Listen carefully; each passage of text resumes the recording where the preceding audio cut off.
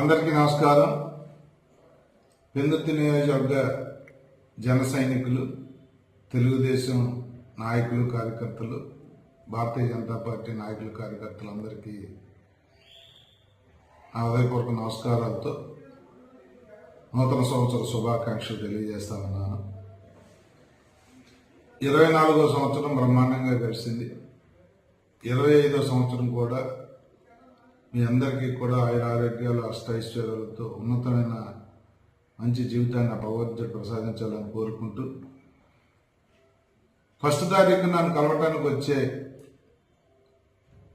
Party నాయకులు అవ్వచ్చు, నా అభిమానులు అవ్వచ్చు, ఎవరైనా కూడా గతంలో లాగా బొకేలు, దండలు తీసుకొచ్చి డబ్బులు వేస్ట్ చేసుకోకండి.